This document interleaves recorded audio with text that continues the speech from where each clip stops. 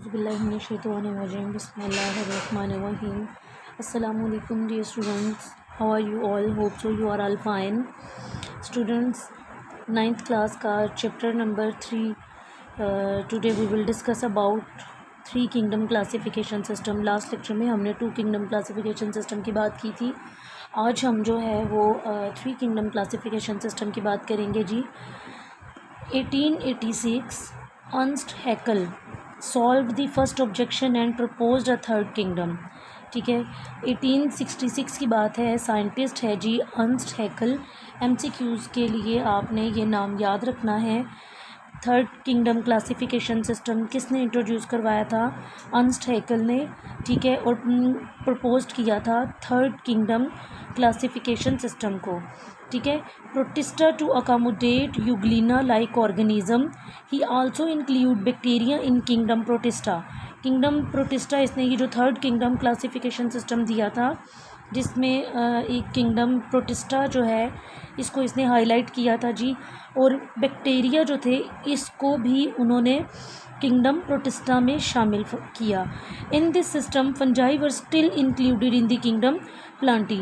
इस सिस्टम के आने के बाद भी फंजाई जो थे वो स्टिल जो है वो किंगडम प्लांटी के अंदर आ रहे थे.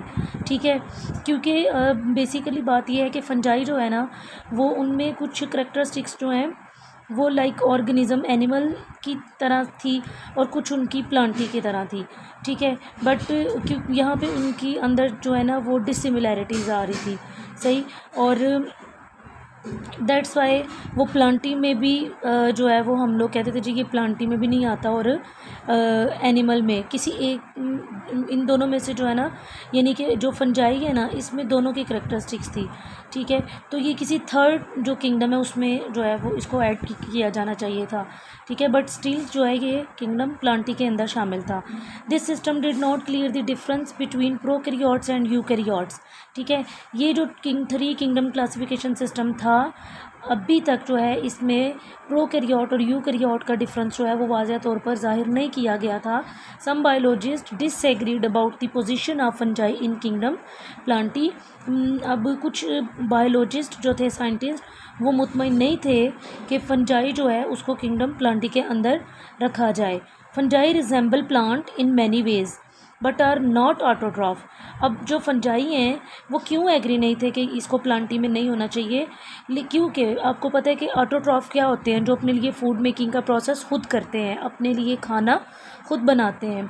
ठीक है, वो हम उनको कहते हैं ऑटोट्रॉफ. और प्लांट्स क्या होते हैं? ऑटोट्रॉफ होते हैं. लेकिन जो फंजाई है ना ये ऑटोट्रॉफ नहीं है. ठीक है, दैट्स वाई हम कहते हैं फंजाई पौधों की तरह दिखते हैं लेकिन ये ऑटोट्रॉफ नहीं है. इस बात की कन्फ्यूजन थी, इस वजह से बायोलॉजिस्ट जो थे वो डिसएग्री थे.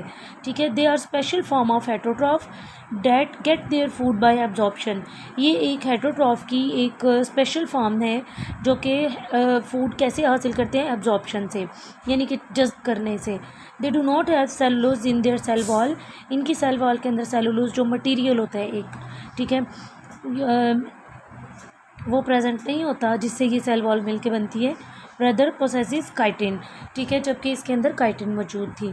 तो ये था हमारा क्या? Three kingdom classification system.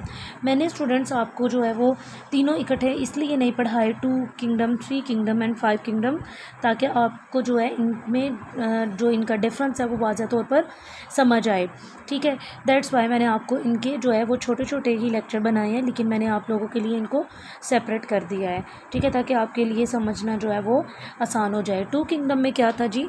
To kingdom में पौधों और जानवरों का यानी कि दो सिस्टम बनाए गए थे. ठीक है, प्लांट्स एंड एनिमल्स. और थ्री किंगडम में जो है वो अर्नस्ट हैकल ने इस पे ऑब्जेक्शन किया और एक थर्ड किंगडम प्रोटिस्टा जो है उसको इंट्रोड्यूस करवाया. ठीक है, लेकिन ये जो थर्ड किंगडम था इससे भी साइंटिस्ट जो है वो एग्री नहीं थे, क्योंकि थ्री किंगडम क्लासिफिकेशन में भी फंजाई जो है वो स्टिल प्लांटी के अंदर आ रहा था. लेकिन बायोलॉजिस्ट डिसएग्री थे इस बात से. क्यों?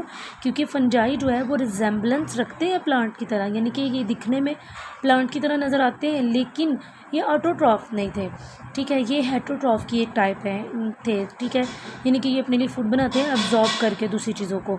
दैट्स वाई जो है ये 3 किंगडम क्लासिफिकेशन सिस्टम भी जो है इसको रिजेक्ट कर दिया गया और उसके बाद जो है 5 किंगडम क्लासिफिकेशन सिस्टम को इंट्रोड्यूस करवाया गया आफ्टर 1866 इन 1937 ई चैटन, ठीक है, इसने इंट्रोड्यूस करवाया।